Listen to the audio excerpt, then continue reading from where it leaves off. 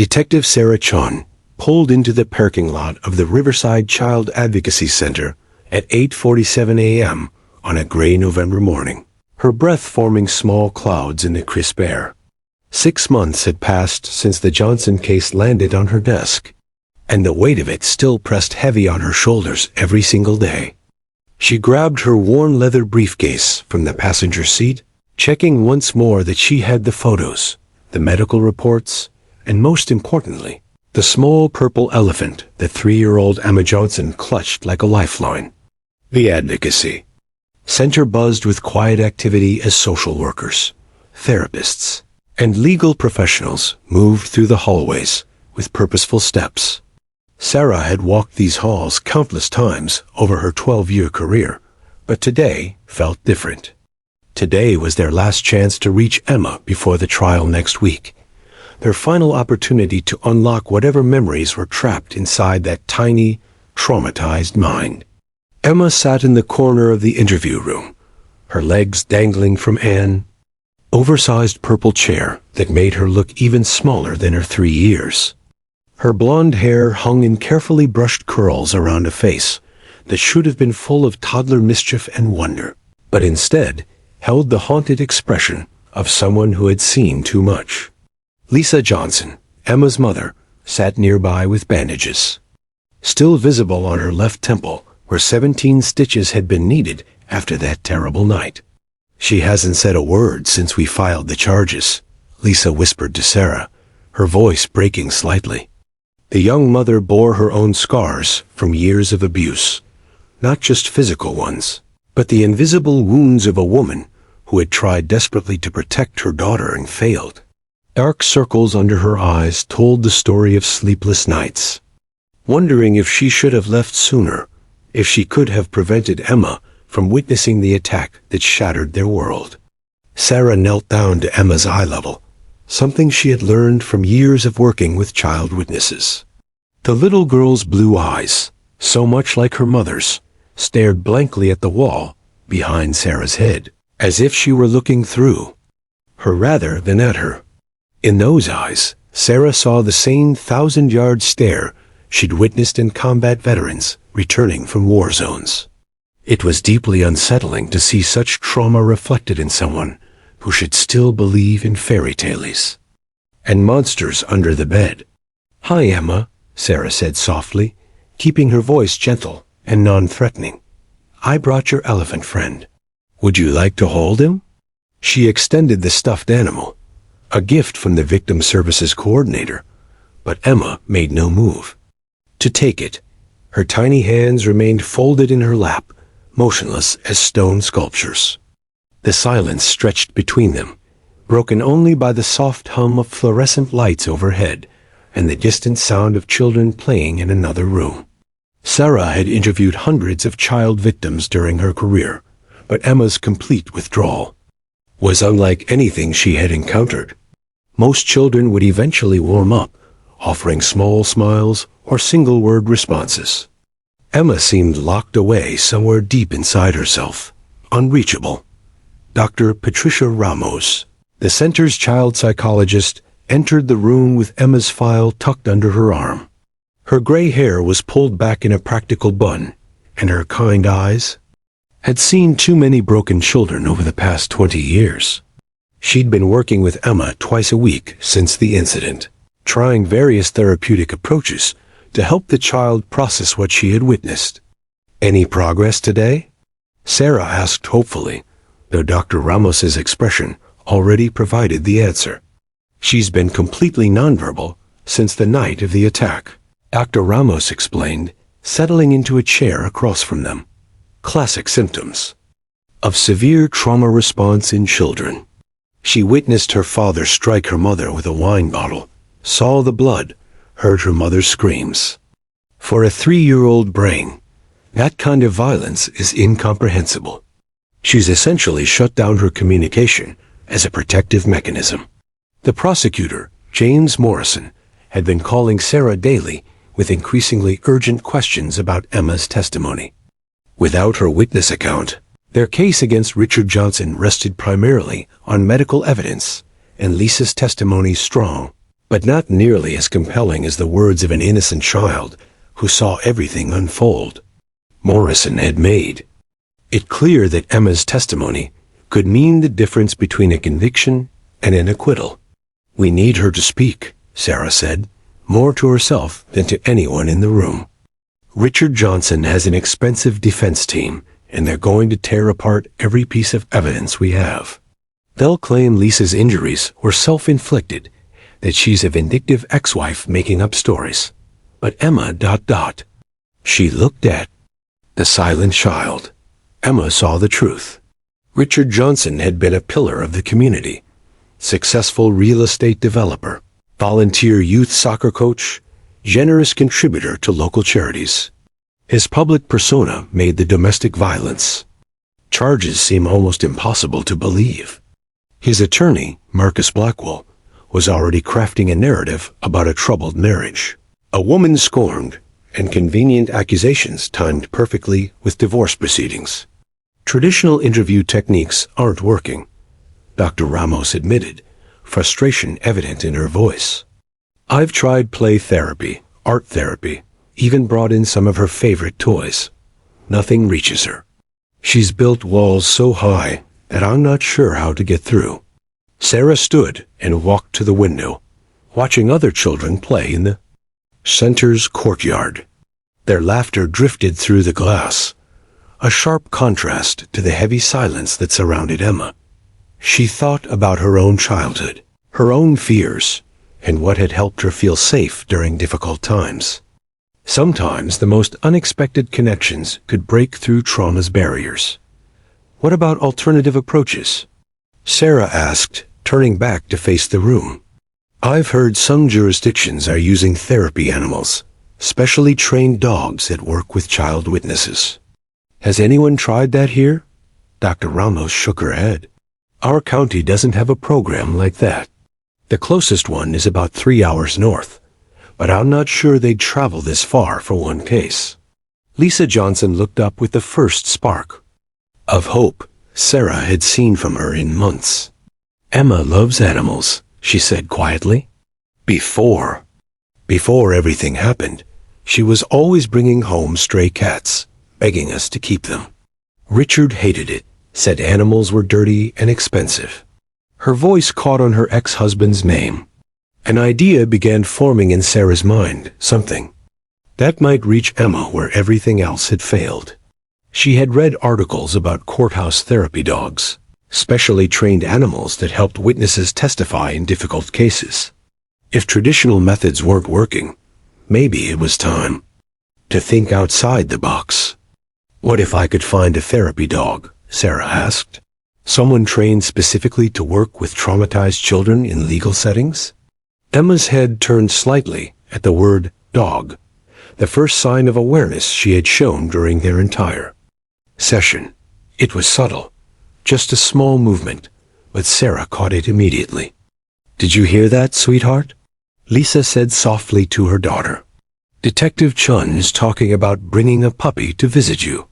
For just a moment, the slightest flicker of interest crossed Emma's face before the blank expression returned. But Sarah had seen it, and she knew they had found the first crack in the walls Emma had built around herself. Time was running short. The trial was set to begin in exactly 7 days. If Emma couldn't testify, Richard Johnson would likely walk free, ready to intimidate and potentially harm other victims. But if a therapy dog could reach this silent child, if somehow they could help her find her voice again, justice might finally be served. Sarah gathered her briefcase and headed for the door, her mind already racing with phone calls to make and favors to call in. Somewhere in this state, there had to be a four-legged miracle worker who could help one little girl tell the truth that would change everything. The phone rang at 6:23 a.m., jolting Officer Marcus Webb from a deep sleep. He fumbled for his cell phone on the nightstand, squinting at the unknown number through bleary eyes. Beside him, his wife Michelle groaned and pulled a pillow over her head, muttering something about early morning calls never bringing good news. "Webb here," he answered, his voice gravelly from sleep. "Officer Webb, this is Detective Sarah Chun from Riverside County. I apologize for calling so early, but I have an emergency situation involving a child witness, and I understand you work with therapy dogs in courthouse settings." Marcus sat up immediately, now fully alert. Word about his specialized K9 program had been spreading throughout law enforcement circles, though slowly. Most people still didn't understand how a dog could help solve crimes in ways that traditional methods couldn't. "What kind of situation are we talking about, Detective?" Sarah quickly explained Emma's case, the domestic violence, the complete silence, the approaching trial date. With each detail, Marcus felt his chest tighten. He'd seen too many children broken by violence, their innocence shattered by adults who are supposed to protect them. That's exactly why he'd spent 3 years developing his therapy dog program, fighting skeptical supervisors and tight budgets to prove that sometimes healing required forepaws and unconditional love. "I'll be there by noon," Marcus said without hesitation. "Justice and I can drive down this morning." After ending the call, Marcus walked to the backyard, where Justice was enjoying his morning routine of patrolling the fence line. The 5-year-old German Shepherd looked up at his handler with intelligent brown eyes that seemed to hold an old soul's wisdom. Justice wasn't just any police dog. He was something special, something that had taken Marcus years to find and train.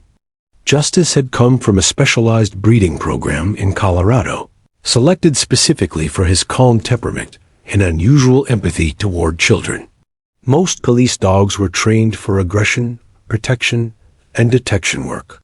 Justice was trained for healing. His bloodline traced back to therapy dogs who had worked with trauma victims after 9/11s, animals whose gentle nature had been passed down through careful breeding and selection. "We've got work to do, boy," Marcus said, scratching behind Justice's ears.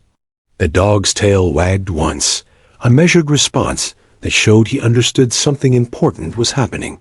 Justice had an uncanny ability to read human emotions and situations, adapting his behavior accordingly. The 3-hour drive to Riverside County gave Marcus time to reflect on how he'd ended up in this unusual line of work. 5 years ago, his own daughter had been a victim of sexual abuse by a neighbor. 7-year-old Sophia had been too traumatized to speak to investigators, therapists, or even her own parents. The case nearly fell apart until a victim services coordinator brought in a therapy dog from another state. Marcus would never forget watching his daughter's face light up when that golden retriever entered the interview room. Within minutes, Sophia was talking to the dog, telling him secrets she couldn't share with any human. The animal's presence had unlocked something deep inside her, giving her the courage to testify and put her abuser behind bars. That experience changed the trajectory of Marcus's career. He'd spent the next several years researching therapy dog programs, attending specialized training seminars, and eventually convincing his department to let him develop their own program. Justice was their first success story, but he'd already helped 12 children find their voices in courtroom settings across 3 counties. As they drove through rural farmland toward Riverside, Marcus glanced in his rearview mirror at Justice, who sat calmly in his custom travel harness, watching the landscape roll by. The dog wore no intimidating police gear, no spiked collar or aggressive markings. Instead, his service vest was soft blue fabric, with a simple patch reading "Courthouse Therapy Dog" in gentle lettering.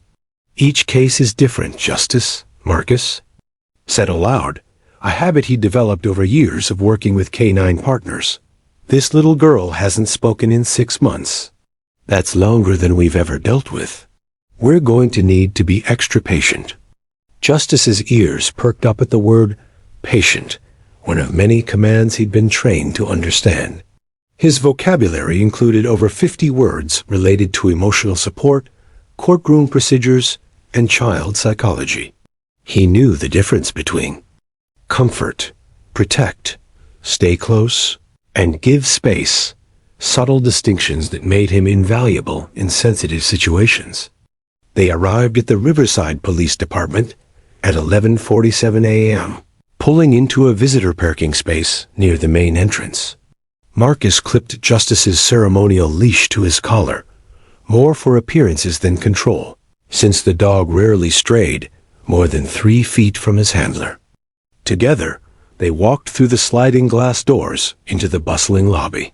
Detective Sarah Chun was waiting for them, her face showing the strain of a case that had consumed her thoughts for months. She was younger than Marcus had expected, probably early 30s, with determined eyes and the confident posture of someone who'd earned her badge through hard work rather than politics. "Officer Webb, I can't tell you how much I appreciate you making this drive," she said, extending her hand for a firm shake. Then she looked down at Justice, who sat perfectly still beside Marcus, his calm presence already affecting the energy in the room. "And you must be Justice." The dog's tail wagged once in acknowledgement, but he remained in position, waiting for his handler's signal. Several other officers in the lobby had stopped their conversations to stare at the magnificent animal. Justice stood nearly 30 inches tall at the shoulder, his black and tan coat perfectly groomed, his alert ears always listening for his next assignment. "He's beautiful," Sarah said, genuine admiration in her voice. "I have to admit, I wasn't sure what to expect. I've never worked with a therapy dog before." "Most people haven't," Marcus replied. "The program is still relatively new, even though dogs have been helping humans heal for thousands of years. Justice here has a special gift. He can sense fear and trauma in children from across a room. Watch what happens when we meet Emma." They walked through the department's corridors toward the conference room, where Emma and her mother were waiting. Marcus could feel his own nervous energy building, the same anticipation he felt before every new case. Each child was a puzzle. Each trauma required a different key to unlock. Some children responded immediately to Justice's presence, while others needed time to build trust. "Tell me more about Emma's specific trauma," Marcus said as they walked. "The more Justice understands about what she's been through, the better he can adapt his approach." Sarah explained the details of the attack, the wine bottle, the blood, the screams. Marcus felt his jaw clench with familiar anger at adults who hurt children, but he forced himself to stay focused on the solution rather than the problem. Justice seemed to sense the emotional weight of the conversation, moving closer to Marcus's side in a gesture of support. "She loved animals before this happened," Sarah continued. "Her mother said she was always bringing home stray cats, wanting to help them. That gives us hope that she might connect with Justice." As they approached the conference room door, Marcus placed his hand gently on Justice's head, a signal the dog recognized immediately. Show time. Justice's entire demeanor shifted slightly, not dramatically, but with the subtle professionalism of a therapy animal beginning his work. His breathing became even more measured, his movements more deliberate, his focus laser-sharp on the emotional energy radiating from the room ahead. "Ready, partner?" Marcus whispered. Justice looked up at him with those wise brown eyes and wagged his tail once. In that simple gesture, Marcus saw the confidence of a dog who understood his mission: to help a broken little girl find her voice again, no matter how long it took. The doorknob turned, and they stepped into Emma's world, carrying with them the hope that sometimes healing comes on 4 paws. The courthouse elevator seemed to take forever as it climbed to the 4th floor, each mechanical whir and click echoing in the tense silence. Lisa Johnson gripped Emma's tiny hand so tightly that her knuckles had turned white, while 3-year-old Emma stared at the elevator buttons with the same blank expression that had haunted her face for 6 months. Today was their practice session in courtroom 3B, a final rehearsal before next week's trial that would determine whether Richard Johnson walked free or faced justice for his crimes. Dr. Patricia Ramos stood beside them, her experienced eyes, studying Emma's body language for any sign of emotional response. In her 20 years of working with traumatized children, she had never encountered such complete withdrawal. Emma's silence had become a fortress, protecting her from a world that had proven itself capable of unspeakable violence. "She didn't sleep at all last night," Lisa whispered to Dr. Ramos as the elevator doors opened. "She just sat by her bedroom window, holding that stuffed elephant. I found her there at 3 a.m., wide awake, like she was watching for something." The hallway outside Courtroom 3B stretched before them like a gauntlet, its polished marble floors reflecting harsh fluorescent lighting that made everything feel cold and institutional. Emma's small sneakers made tiny squeaking sounds as she walked, the only noise breaking the oppressive silence. She wore her favorite purple dress, the same one she'd been wearing the night of the attack, because it was the only outfit that didn't seem to frighten her. Detective Sarah Chun waited outside the courtroom doors with Officer Marcus Webb and Justice, though Emma couldn't see them yet. Sarah paced nervously, second-guessing her decision to bring in the therapy dog. Team, what if it didn't work? What if Emma's trauma was too deep for even Justice to reach? The trial was only 5 days away, and without Emma's testimony, Richard Johnson's expensive legal team would likely secure an acquittal. "She's coming up the elevator now," Sarah said, checking her watch. "Remember, no pressure. We just want to see if she responds to Justice at all." Marcus nodded, his hand resting gently on Justice's head. The German shepherd sat perfectly still beside his handler, but his ears were already rotating like radar dishes, picking up sounds from down the hallway. Justice had an uncanny ability to detect emotional distress from remarkable distances, a skill that had been honed through years of specialized training and natural empathy. As Lisa, Emma, and Dr. Ramos rounded the corner, Justice's entire posture shifted. His ears moved forward slightly, his breathing became more measured, and his intelligent brown eyes focused intently on the small figure walking between the two women. Marcus felt the change immediately. Justice had detected something that required his full attention. Emma stopped walking the moment she saw the imposing courtroom doors. These weren't the friendly, colorful rooms of the Child Advocacy Center. This was adult justice, intimidating, formal, and overwhelming to a child who barely reached her mother's waist. The brass nameplate reading, "Honorable Judge Margaret Williams," seemed to loom over them like a warning. "I can't go in there," Lisa said suddenly, her voice breaking. "This is too much for her. Look at her face, Dr. Ramos. We're asking a 3-year-old to relive the worst night of her life in front of strangers." Emma's breathing had become rapid and shallow, her small chest rising and falling like a frightened bird's. Her grip on the stuffed elephant tightened until her tiny knuckles matched the white of her mother's. For a moment, it seemed like they might have to abandon the entire plan. That's when Justice made his move. Without waiting for Marcus's command, the therapy dog rose from his sitting position and padded slowly down the hallway toward Emma. His movements were deliberate and non-threatening. No sudden gestures, no excited tail wagging, just the calm approach of an animal who understood that he was dealing with a deeply wounded soul. Emma's eyes widened as she noticed the magnificent dog walking toward them. For the first time in months, her blank stare was replaced by something resembling curiosity. Justice stopped about 10 feet away, lowering himself into a gentle lying position on the cold marble floor. He placed his head on his paws and waited, his brown eyes never leaving Emma's face. "Puppy?" Emma whispered, the word barely audible, but carrying the weight of a miracle. Lisa gasped, pressing her hand to her mouth to stifle a sob. It was the first word Emma had spoken since the night of the attack, the first sign that their daughter might still be somewhere inside the protective shell she'd built around herself.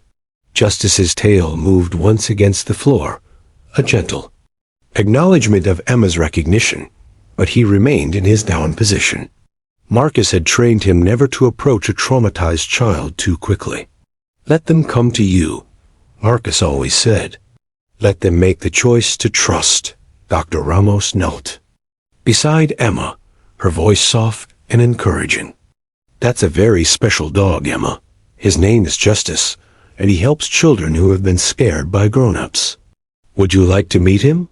Emma took one tentative step forward, then another. Justice didn't move, giving her complete control over their interaction. His training had taught him to read the subtle signs of a child's emotional state, the tension in their shoulders, the rhythm of their breathing, the way they held their hands. Everything about Emma told him to be patient, to let her lead. He's so big, Emma whispered, taking another small step closer. Is he nice? He's the nicest dog in the whole world, Marcus said gently, his voice carrying the authority of someone who had spent years earning Justice's trust and partnership. He only wants to help you feel safe. Emma was now close enough to touch Justice, though she hadn't yet worked up the courage to do so. The dog remained perfectly still, his breathing calm and reassuring. In his brown eyes, Emma seemed to see something she hadn't encountered in 6 months, a presence that held no threat, no anger, no violence. Just patient, unconditional acceptance. Can I pet him? She asked, her voice growing slightly stronger. Of course you can, Marcus replied. Justice would love that. Emma reached out with one trembling hand, her tiny fingers making contact with Justice's soft fur behind his ears. The moment her hand touched him, something extraordinary happened. The tension that had held her small body rigid for months seemed to melt away. Her breathing slowed, her shoulders relaxed, and for the first time since that terrible night, Emma smiled. Justice's tail wagged slowly, a measured response that showed his joy without overwhelming the fragile child beside him. He had found another broken soul to help heal, another voice to help find its way back to the world. He likes me, Emma said with wonder, now using both hands to pet Justice's head and neck. He's soft and warm. Lisa was crying openly now, tears of relief streaming down her face as she watched her daughter interact with another living being for the first time in half a year.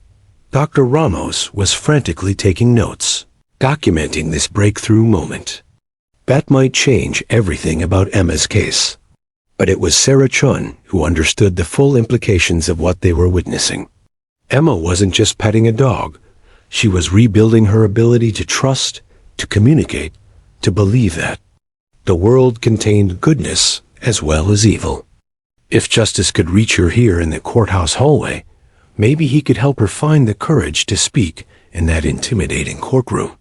Emma, Sarah said carefully, Justice is going to be with you when you talk to the judge next week. Would you like that? Emma looked up from Justice's fur, her blue eyes clearer than they'd been in months. Will he stay with me the whole time? Every single minute, Marcus promised. That's his job, to make sure you feel safe while you tell your story. Emma nodded solemnly, as if understanding the importance of their mission together. She continued petting Justice, and gradually began talking to him in the way that only children can talk to animals, with complete honesty and trust. My daddy hurt my mommy, she said quietly to Justice, as if sharing a secret with her new best friend. It was very scary. The adults exchanged meaningful glances. If Emma could tell Justice about that night, maybe she could tell a jury. Maybe justice would finally be served, one gentle paw at a time. The courthouse clock tower chimed 7 times as dawn broke over Riverside County on Monday morning, November 18th. Inside the imposing granite building, janitors moved through empty hallways, preparing for what would become the most watched trial in the county's recent history. By 6:30 a.m., news vans from 3 television stations had already claimed parking spots near the main entrance, their satellite dishes reaching toward a gray sky that promised rain. In a small hotel room 12 miles away, Emma Johnson sat on the edge of a queen-sized bed, her legs dangling over the side as her mother Lisa carefully brushed her blonde hair. The purple dress hung on the bathroom door, the same dress Emma had insisted on wearing, despite Lisa's gentle suggestions that maybe something different would be better. For Emma, the purple dress had become armor, the only piece of clothing that made her feel brave enough to face what lay ahead. "Are you sure you want to do this, sweetheart?" Lisa asked for the 10th time that morning, her hands trembling as she worked the brush through Emma's curls. Dark circles under her eyes revealed a sleepless night spent alternating between prayer and panic.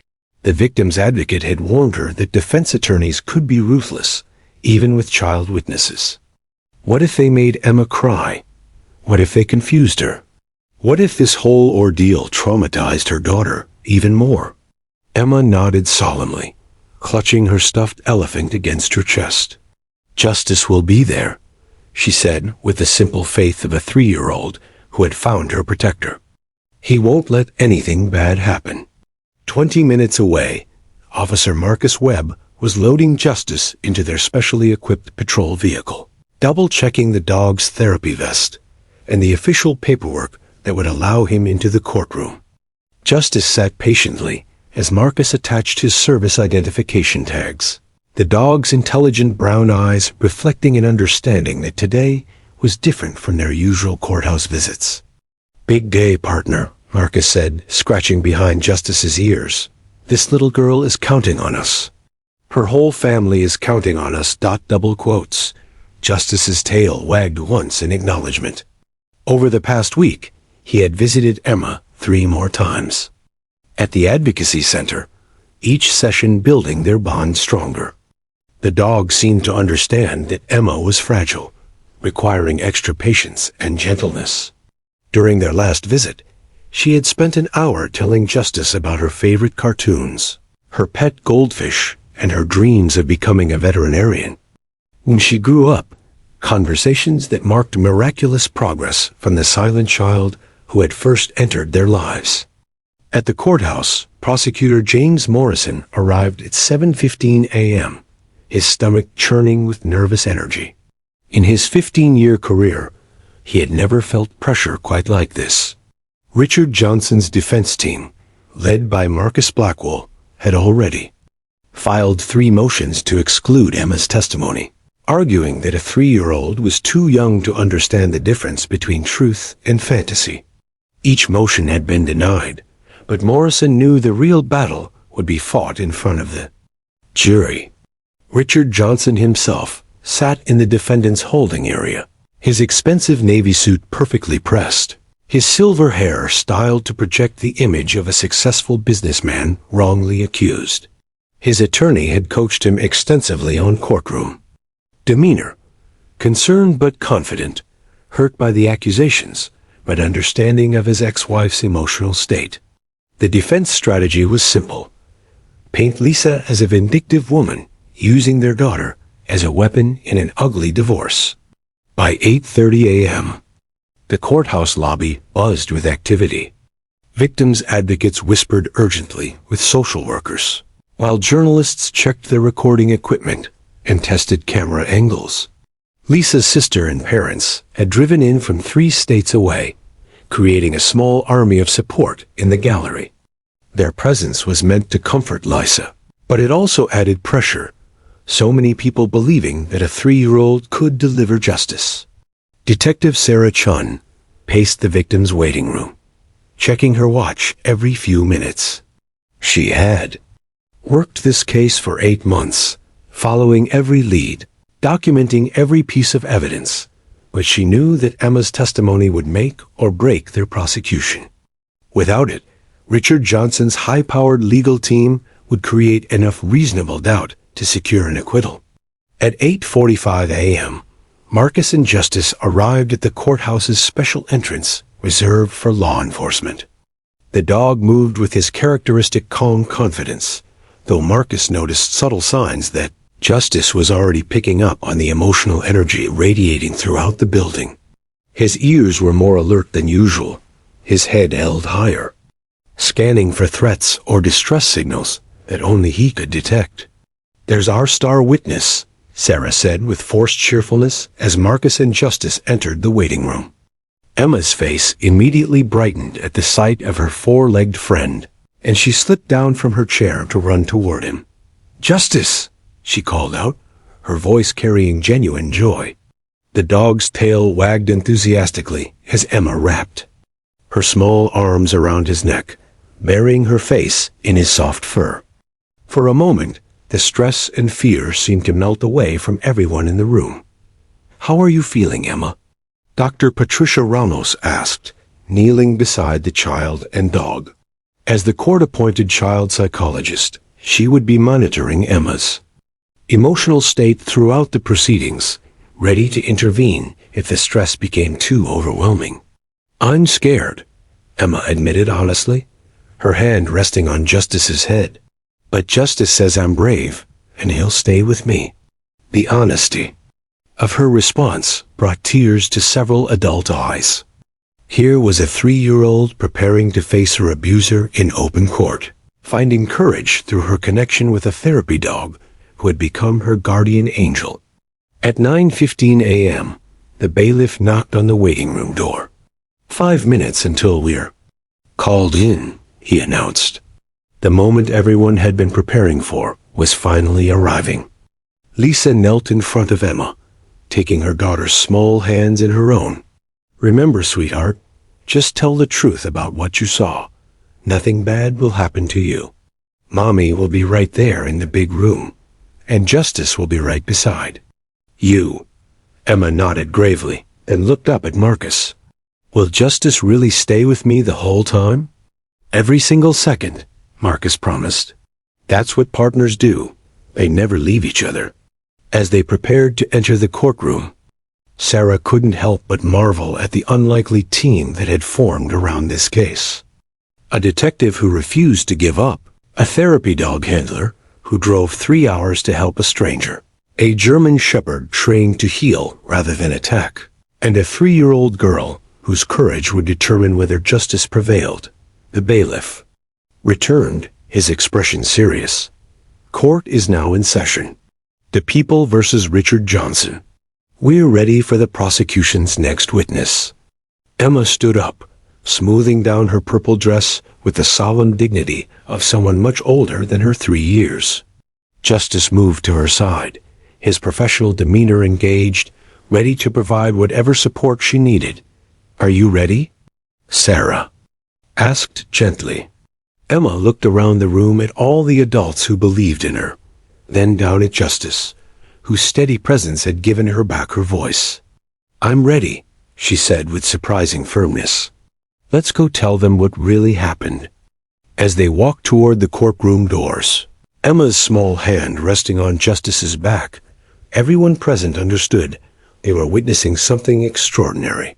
A little girl and her therapy dog, walking together toward truth and justice, carrying the hopes of everyone who believed that even the smallest voices deserved to be heard. The heavy courtroom doors swung open, and Emma Johnson stepped forward to face her father and tell the world what she had seen on the worst night of her young life. The mahogany doors of courtroom 3B swung open with a creak that seemed to echo through the hushed chamber like thunder. Emma Johnson stepped across the threshold, her tiny hand resting on Justice's back, and every conversation in the packed gallery died instantly. 200 pairs of eyes turned toward the small figure in the purple dress, and the weight of their collective attention felt almost tangible in the air. Judge Margaret Williams, a stern woman with silver hair and 30 years of courtroom experience, leaned forward slightly in her chair. In all her decades on the bench, she had never presided over a case quite like this one. A 3-year-old witness with a therapy dog was unprecedented in her courtroom, but the child's constitutional right to testify, combined with her obvious need for emotional support, had convinced the judge to allow the unusual arrangement. The prosecution calls Emma Johnson to the stand, Prosecutor James Morrison announced, his voice carrying across the silent courtroom with the gravity of a church bell. Emma's grip tightened on Justice's fur as she looked up at Officer Marcus Webb, who walked beside them like a protective guardian. "Remember what we practiced," Marcus whispered gently. "Justice will be right there with you the whole time. You're not alone." The witness stand had been specially modified for Emma's testimony. Court personnel had installed a small wooden stool, painted bright yellow to make it less intimidating, and positioned a child-sized chair that would allow her to see over the witness box. Beside the chair, they had placed a soft blue cushion where Justice could lie down, close enough for Emma to touch him, but positioned so he wouldn't distract the jury. Richard Johnson sat at the defendant's table, his face a carefully constructed mask of sorrowful confusion. His attorney, Marcus Blackwell, had coached him extensively on his courtroom demeanor. "Show concern for your daughter," Blackwell had instructed, "but don't appear guilty. Look like a father who's heartbroken that his own child has been manipulated into false accusations." It was a delicate performance, and Richard played his part perfectly. The jury of 8 women and 4 men watched Emma's approach with varying expressions of sympathy, curiosity, and skepticism. Juror number 7, a grandmother of 3, visibly wiped her eyes as the tiny witness climbed onto her step-stool. Juror number 3, a construction foreman who had initially doubted that a 3-year-old could provide reliable testimony, found himself leaning forward with unexpected protectiveness. "Please state your name for the record," the court clerk requested gently, holding the microphone closer to Emma's level. "Emma Marie Johnson," came the small voice, barely above a whisper, but clear enough for the court reporter's sensitive equipment to capture every syllable. Justice settled onto his cushion with practiced precision, his intelligent brown eyes scanning the courtroom for any signs of threat or distress. His training had prepared him for this moment, the culmination of weeks of building trust with a traumatized child. He positioned himself so Emma could see him clearly, his calm presence serving as an anchor in the intimidating sea of adult faces surrounding her. Prosecutor Morrison approached the witness stand with the careful movements of someone trying not to frighten a small animal. He had spent hours preparing for this moment, consulting with child psychologists about the best way to question a 3-year-old witness. Every word had to be simple, every question direct and non-leading. The defense would pounce on any hint of coaching or manipulation. "Emma, do you know why you're here today?" Morrison asked, his voice gentle but professional. Emma nodded, her small hand reaching out to touch Justice's head. The contact seemed to give her strength, and when she spoke, her voice was slightly stronger. "To tell the truth about the scary night." A murmur rippled through the gallery before Judge Williams silenced it with a sharp look. Emma's mother Lisa sat in the front row, her hands clasped so tightly that her knuckles had turned white. Beside her, Dr. Patricia Ramos monitored Emma's body language for signs of distress, ready to request a recess if the child became overwhelmed. "Can you tell us what happened on the scary night?" Morrison continued, keeping his tone conversational rather than formal. Emma looked down at Justice, as if seeking permission to continue. The dog's steady gaze seemed to encourage her, and she took a deep breath that was audible through the courtroom's sound system. "Daddy got very angry. He was yelling at Mommy." Richard Johnson's carefully composed expression flickered for just a moment. A flash of something dark that juror number 9 caught and filed away in her memory. Defense attorney Blackwell placed a restraining hand on his client's arm, a subtle reminder to maintain his innocent facade. "What did your daddy do when he was angry?" Morrison asked, his heart racing as they approached the crucial moments of Emma's testimony. "He threw the bottle," Emma said, her voice growing smaller. Her breathing became more rapid, and Justice immediately sensed her distress. Without any command from Marcus, the therapy dog shifted slightly closer to Emma's chair, his warm presence providing immediate comfort. The courtroom was so quiet that the hum of the fluorescent lights seemed loud. Court reporter Margaret Kim's fingers moved across her stenotype machine like a pianist playing a silent symphony, capturing every precious word of testimony that could determine a man's freedom. What kind of bottle? Morrison pressed gently, knowing he needed specific details to make the testimony credible. The wine bottle, Emma replied, her hand now resting fully on Justice's head. The one with the pretty lady on it. Her description matched exactly the broken Chateau Margaux bottle that had been collected as evidence, a detail that no 3-year-old could have fabricated. Defense Attorney Blackwell rose slightly in his chair, considering an objection, but the specificity of Emma's answer made any protest seem petty. The jury was completely absorbed in the child's testimony, hanging on every word from this unlikely witness. Where did the bottle go when Daddy threw it? Morrison continued, his palms sweating despite the courtroom's air conditioning. Emma's eyes filled with tears, but she didn't look away from Justice's calm gaze. It hit Mommy in the head. There was red everywhere. Mommy fell down and didn't get up. Several jurors shifted uncomfortably in their seats. The stark simplicity of a child's description somehow made the violence more real than any adult's testimony could have achieved. Here was pure truth, unfiltered by adult interpretation or legal strategy. "What did you do when Mommy fell down?" Morrison asked, his voice barely above a whisper. "I hid behind the couch," Emma said, her tears now flowing. "Freely, I was very scared. I called for Mommy, but she didn't answer." Justice sensed Emma's increasing distress and made a soft whining sound, not loud enough to disrupt the proceedings, but audible enough to remind Emma that he was there. She looked down at him and managed a small smile through her tears. "Daddy left after Mommy stopped moving," Emma continued, her voice gaining strength from Justice's presence. "I went to Mommy and tried to wake her up, but there was so much red. I got scared and called 911 like Mommy taught me." The gallery erupted in soft sobs and whispered prayers. Even some of the court officers found themselves blinking back tears at the image of a 3-year-old calling for help while her mother lay unconscious in a pool of blood. Judge Williams called for a brief recess, recognizing that everyone in the courtroom needed a moment to process the emotional weight of Emma's testimony.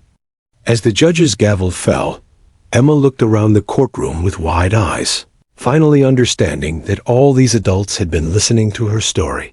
Really listening, perhaps for the first time in her young life. "Did I do good, Justice?" she asked quietly, leaning down to whisper in the dog's ear. Justice's tail wagged once, and somehow Emma knew that yes, she had done exactly what needed to be done. The truth was finally out, spoken by the smallest voice in the room but heard by everyone who mattered. The 10-minute recess felt like an eternity as the courtroom slowly emptied for the break. Emma remained in the witness chair, her small legs swinging back and forth while Justice lay patiently beside her, his steady breathing a calming rhythm.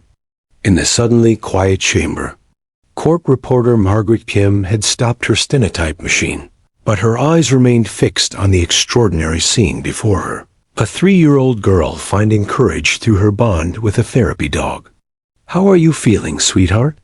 Dr. Patricia Ramos approached the witness stand, her trained eye assessing Emma's emotional state. The child had shown remarkable resilience during her initial testimony, but Dr. Ramos knew that the most difficult questions were yet to come. "I'm okay," Emma replied, her hand absently stroking Justice's soft ears. "Justice makes me feel safe. He understands everything I'm saying." Officer Marcus Webb watched from his position near the jury box, marveling at the connection between his partner and this brave little girl. In 5 years of therapy dog work, he had never witnessed such a profound bond develop so quickly. Justice seemed to anticipate Emma's emotional needs before she even recognized them herself. Across the courtroom, defense attorney Marcus Blackwell huddled with his client at the defendant's table, their voices low and urgent. Richard Johnson's carefully constructed facade was beginning to crack under the weight of his daughter's devastating testimony. The specific details Emma had provided, the wine bottle, the timing, the 911 call, corroborated perfectly with the police evidence. "She's just a baby," Richard whispered desperately to his lawyer. "They've coached her. No 3-year-old remembers details like that." Blackwell's expression was grim. He had built his career defending wealthy clients, but Emma's innocent honesty was dismantling their entire defense strategy. How do you cross-examine a child who speaks with such pure truth, especially when she has a therapy dog providing visible comfort? Any aggressive questioning would make him look like a monster to the jury. As the recess ended and spectators filed back into the gallery, Judge Williams noticed the changed atmosphere in her courtroom. The initial tension had given way to something deeper, a collective recognition that they were witnessing something historic. Never before had a case in Riverside County hinged so completely on the testimony of such a young witness. "Court is back in session," the bailiff announced. "The People versus Richard Johnson." Prosecutor Morrison returned to his position, but he could see that something had shifted during the break. Emma sat more confidently in her chair, her small hand resting protectively on Justice's head. The dog seemed even more alert, his intelligent eyes scanning the courtroom as if sensing that the most crucial moments were approaching. "Emma, I need to ask you some more questions about that scary night," Morrison said gently. "Is that okay?" Emma nodded, then turned to address Justice directly. "We need to tell them everything, don't we, Justice? So Daddy can't hurt anyone else." A spontaneous comment sent ripples through the courtroom. Here was a 3-year-old articulating the very purpose of the justice system, not revenge, but protection of future victims. Several jurors visibly straightened in their chairs, their attention laser-focused on the small witness. "After your daddy threw the bottle and Mommy fell down, what did your daddy do next?" Morrison asked, knowing this detail would be crucial for establishing intent. Emma looked directly at Justice, as if drawing strength from his calm presence. "He stood over Mommy and said bad words. Really, really bad words that I'm not supposed to say. What else did he do while Mommy was on the floor?" "He kicked her," Emma said matter-of-factly, her child's voice making the brutality even more shocking. "In her tummy. 3 times, I counted." A gasp escaped from someone in the gallery before Judge Williams could silence it. Richard Johnson's face had gone pale, and his hands trembled slightly on the defendant's table. That detail, the 3 kicks to Lisa's abdomen, had never been publicly released. Only the medical examiner, the prosecutor's team, and the perpetrator himself knew about those specific injuries. Defense attorney Blackwell half rose from his chair, considering an objection, but the specificity of Emma's testimony was damning. How could a 3-year-old fabricate such precise details? His client was sinking fast, and there seemed to be no lifeline available. "Emma, this is very important," Morrison continued, his voice steady despite his racing heart. "When your daddy was hurting Mommy, did he see you watching?" Emma's breathing quickened, and Justice immediately sensed her distress. The dog shifted slightly, positioning himself so Emma could lean against his warm body if needed. "Yes, she whispered. He looked right at me." "What did your daddy say when he saw you?" "He said ... Emma paused, looking down at Justice for courage. The dog's tail wagged once, a gentle encouragement. "He said if I ever told anyone what I saw, he would hurt me too. And he would make sure Mommy never woke up." The courtroom erupted. Several spectators couldn't contain their outrage, while Richard Johnson's face crumpled as he realized his own daughter had just testified to a direct threat, evidence of consciousness of guilt that no defense attorney could explain away. "Order! Order in my courtroom!" Judge Williams banged her gavel repeatedly, but even she seemed shaken by the child's testimony. Emma, frightened by the sudden commotion, instinctively reached for justice. The therapy dog immediately responded, standing and placing his head on her lap, his brown eyes never leaving her face. "It's okay," she whispered to him, though she was clearly the one who needed comforting. "We told the truth. That's what Mommy taught me to do." The simplicity of her statement, the faith of a child in doing what's right, restored order to the courtroom more effectively than any gavel. People settled back into their seats, ashamed of their outburst in the presence of such innocent courage. Morrison knew he had reached the climax of Emma's testimony. Any additional questions might overwhelm her, and he had already established everything needed for a conviction. "Thank you, Emma. You've been very brave today." But Emma wasn't finished. Looking directly at Justice, she began speaking as if the dog were her confessor, her therapist, her best friend, all rolled into one. "I was so scared that night, Justice. But I had to remember everything so the police could help Mommy. Daddy thought I was too little to understand, but I knew he was being very, very bad." She paused, stroking Justice's fur with the gentle touch of someone who understood that healing came through connection. "I don't want other little girls to be scared like I was. That's why I'm telling everyone what really happened." The courtroom was absolutely silent, except for the soft sound of Justice's breathing and the occasional sniffle from the gallery. Emma had transformed from victim to advocate, from a frightened child to a voice for justice, all while speaking to her four-legged friend who had given her the courage to face her worst nightmare. Defense attorney Blackwell looked at his notes, then at the jury, then at the small girl whose honesty had demolished his case. He had planned an aggressive cross-examination, but faced with Emma's innocent truthfulness and the visible support of her therapy dog, he made a decision that would define the rest of the trial. "No questions for this witness, Your Honor," he said quietly, his voice barely audible. It was a surrender disguised as mercy, but everyone in the courtroom understood its significance.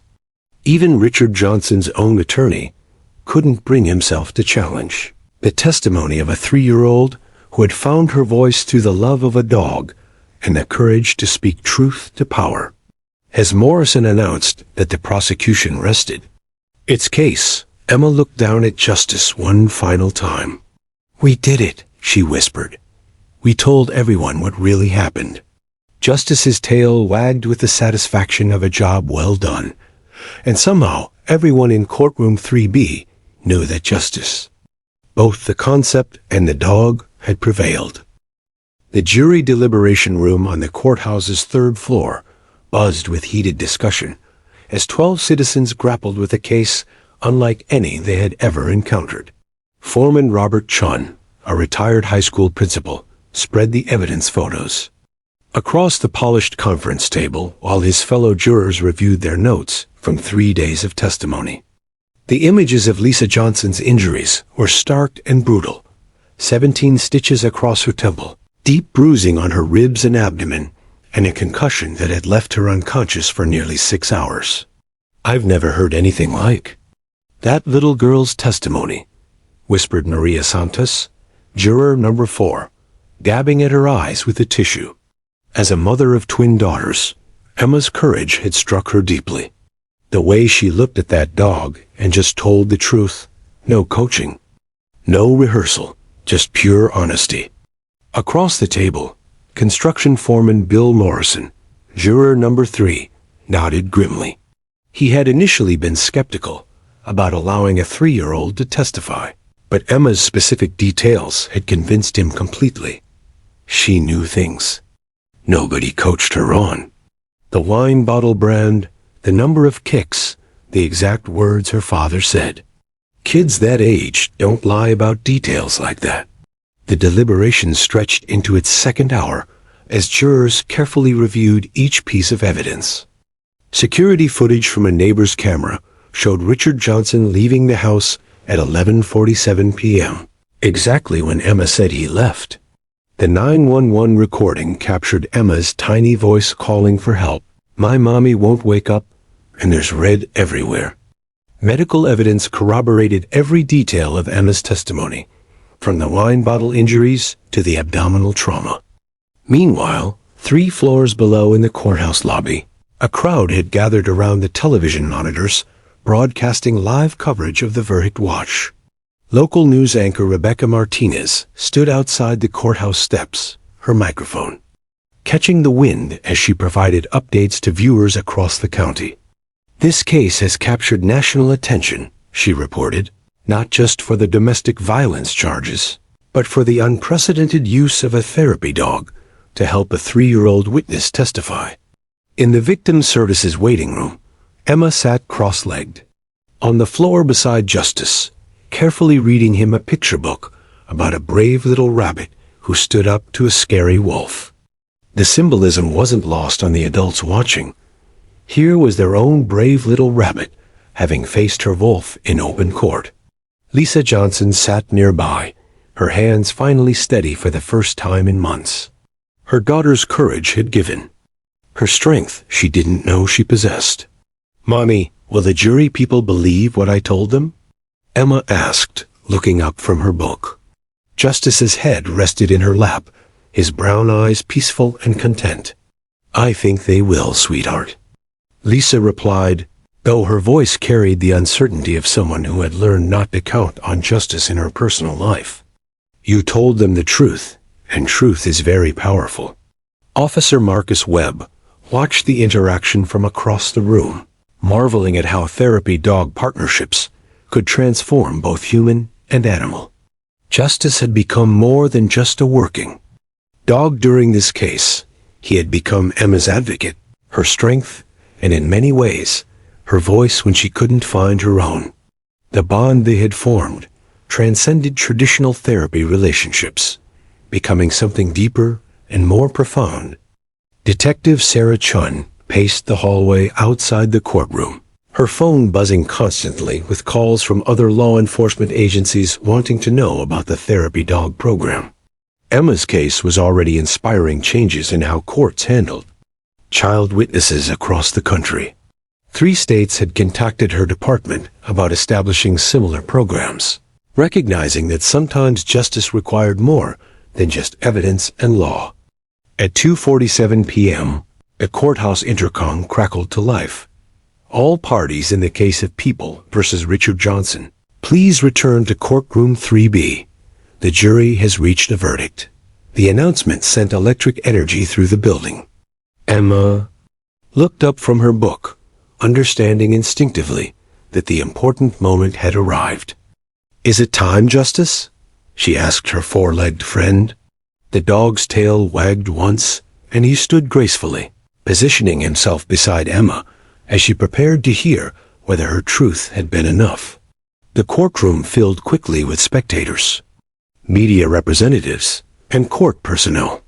Richard Johnson sat at the defendant's table, his expensive suit wrinkled from hours of nervous fidgeting. His confident demeanor had completely evaporated, replaced by the pallor of someone facing the consequences of his actions. Defense attorney Marcus Blackwell shuffled papers aimlessly, knowing that his client's fate had been sealed by his own daughter's honest testimony. Judge Margaret Williams entered the courtroom with her characteristic dignity, but even she seemed affected by the weight of this moment. In 30 years on the bench, she had never presided over a case that had touched so many lives or challenged so many assumptions about how justice should work. "Has the jury reached a verdict?" she asked as the 12 citizens filed into their seats. Foreman Robert Chon stood, his voice steady despite the emotional toll of their deliberations. "We have, Your Honor." Emma sat in the front row of the gallery between her mother and Dr. Patricia Ramos, with Justice lying at her feet. The dog's calm presence had become her anchor, and she reached down to touch his fur as the moment of truth arrived. "On the charge of domestic violence in the first degree, how do you find?" "We find the defendant guilty, Your Honor."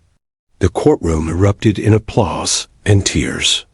Emma looked confused by all the noise and emotion, but Justice remained perfectly calm beside her, his steady presence helping her understand that this was a good thing, that the scary part was finally over. On the charge of criminal threatening, how do you find? We find the defendant guilty, Your Honor.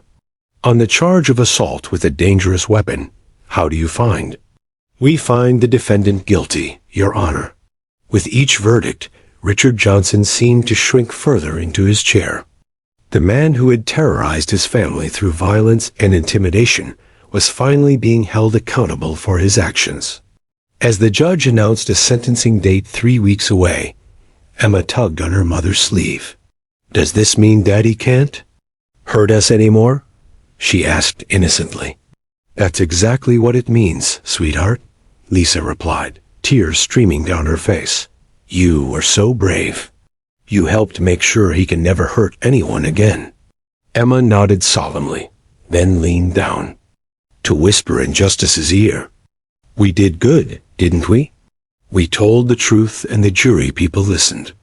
As court officers led Richard Johnson away in handcuffs, he turned for one last look at his daughter. Emma met his gaze without fear for the first time in her life, her small hand resting protectively on Justice's head. In that moment, everyone in the courtroom understood that healing had truly begun.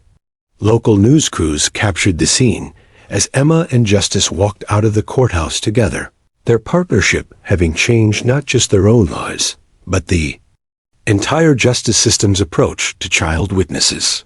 The little girl who had found her voice through the love of a therapy dog had spoken truth to power and won. That evening, as Emma fell asleep in her mother's arms for the first time in months without nightmares, Justice lay on a dog bed beside her room, his mission complete, but his friendship eternal. Sometimes Justice wears a black robe and carries a gavel. Sometimes it comes with a wet nose and unconditional love. In either case, truth had prevailed, one small voice at a time. 18 months after the trial that changed everything, Emma Johnson bounced through the sunny corridors of Riverside Elementary School, her purple backpack decorated with dog stickers bouncing against her small shoulders. At 4.5 years old, she had blossomed into a confident, chatty preschooler who showed no visible signs of the trauma that had once rendered her silent. Her teacher, Mrs. Rodriguez, often marveled at Emma's natural leadership abilities and her unique empathy toward other children who seemed scared or upset. Emma has an extraordinary gift for helping her classmates feel safe, Mrs. Rodriguez had told Lisa during their last parent conference. When new students are nervous, she always seems to know exactly what to say to comfort them. It's remarkable for someone so young. What Mrs. Rodriguez didn't know was that Emma's healing gift had been learned from the best teacher possible, a German shepherd named Justice, who had shown her that courage could be shared, that strength could be gentle, and that the most powerful healing often came through simple presence and unconditional acceptance. The apartment Emma and Lisa now called home sat in a quiet neighborhood 15 miles from their old house, a bright 2-bedroom space filled with sunlight and the laughter that had been missing from their lives for too long. Colorful children's artwork covered the refrigerator, and a special corner of the living room displayed Emma's Justice wall. Dozens of photos and drawings featuring her 4-legged hero in various poses and adventures. Mommy, can we visit Justice today? Emma asked every Saturday morning without fail, the question having become as routine as breakfast and cartoons. Lisa never said no. These monthly visits to the courthouse had become sacred rituals, celebrations of the bond that had saved their family and inspired countless others. The Riverside County Therapy Dog Program had exploded in the year following Emma's testimony. What started as Officer Marcus Webb's experimental initiative had grown into a comprehensive program with 12 specially trained dogs serving courthouses, child advocacy centers, and victim services offices across 3 counties. Grant funding had poured in from organizations that recognized the revolutionary Impact of therapy animals in legal proceedings. Justice had become something of a celebrity in law enforcement circles, his success with Emma having inspired therapy. Dog programs in 17 states. But fame hadn't changed the gentle shepherd's mission or his quiet dignity. He continued his courthouse duties with the same calm professionalism, helping dozens of child witnesses find their voices, while Marcus documented each case for research and training purposes. He's helped 43 children testify in difficult cases, Marcus had told a recent conference of victim advocates and prosecutors. Not a single one of those children failed to complete their testimony when justice was present. We're not just changing individual lives, we're revolutionizing how the justice system supports its most vulnerable witnesses. Detective Sarah Chun, now Lieutenant Chun, after a promotion partly based on her innovative work on the Johnson case, had become a national expert on trauma-informed investigation techniques. Her phone rang constantly with calls from law enforcement agencies wanting to implement similar programs, and she had testified before Congress about the need for federal funding to support therapy animal initiatives in courthouses nationwide. The ripple effects of Emma's courage extended far beyond courtrooms and police stations. The story of the 3-year-old who found her voice through a therapy dog had inspired children's books, documentary films, and academic research into the healing power of human-animal bonds. Emma's purple dress from the trial day was now displayed in the Smithsonian's American History Museum as part of an exhibit on evolving justice practices. But for Emma herself, the most important changes were much simpler and more personal. She slept through the night without nightmares. She played with other children without fear. She trusted adults again, understanding that while some grown-ups could hurt children, many more were dedicated to protecting them. And most importantly, she had learned that her voice mattered, that even the smallest person could speak truth to power and create change in the world. Justice taught me that being scared is okay, but being brave is better, Emma had told a reporter during a carefully managed interview on the first anniversary of the trial. He showed me that I'm stronger than I thought, and that telling the truth helps other kids too. Lisa watched her daughter's transformation with daily amazement and gratitude. The broken woman who had once blamed herself for not protecting Emma had evolved into a fierce advocate for domestic violence survivors. She now worked part-time for the Victim Services Department, using her experience to help other families navigate the complex intersection of trauma, healing, and justice. Richard Johnson remained in state prison, serving a 7-year sentence for his crimes. He had written several letters to Emma and Lisa, claiming remorse and requesting forgiveness. But Lisa had made the difficult decision not to share them with Emma. Healing didn't require forgiveness of the perpetrator. It required rebuilding trust in safety, love, and justice. On this particular Saturday morning, Emma practically vibrated with excitement as they drove toward the courthouse for their monthly visit. Today was special. Justice was retiring from active duty, and the courthouse was hosting a ceremony to honor his 5 years of service. Emma had spent a week making a special card covered in glitter and drawings of dogs helping children. "Will Justice remember me?" Emma asked as they parked outside the familiar granite building where her life had changed forever. "Sweetheart, Justice could never forget you," Lisa replied, squeezing her daughter's hand. "You two are partners for life." Inside the courthouse lobby, a small crowd had gathered for Justice's retirement ceremony. Marcus Webb stood proudly beside his partner, who wore a special ceremonial collar for the occasion. The moment Justice spotted Emma, his tail began wagging with the enthusiasm reserved for truly special friends. "Justice!" Emma called out, running toward the dog who had given her back her voice and her courage. Justice met her halfway, his gentle demeanor giving way to pure joy as Emma wrapped her arms around his neck. "I brought you something," Emma whispered, pulling out her handmade card. Inside, she had written in careful preschooler letters, "Thank you for helping me be brave. You are the best friend ever. Love, Emma."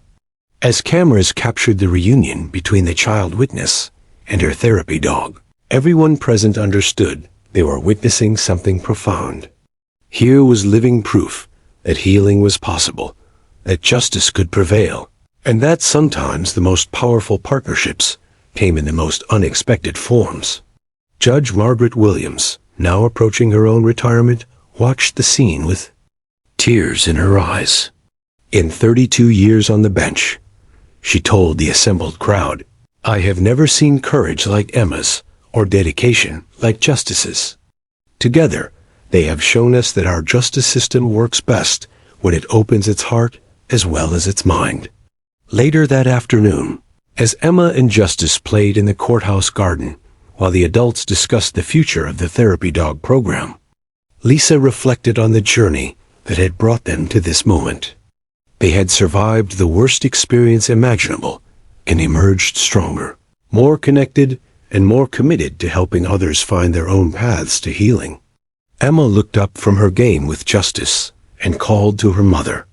"Mommy, Justice says he's proud of how brave I became. And I told him I'm proud of how good he is at helping scared kids."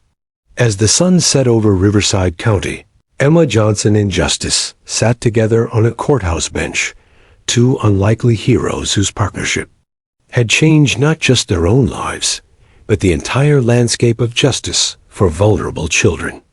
Their story would continue inspiring others for generations to come, proving that sometimes the smallest voices, supported by the gentlest hearts, can move mountains and transform the world. In the end, justice had indeed been served, not just in a courtroom, but in the healing of a child's heart and the birth of a friendship that would last forever.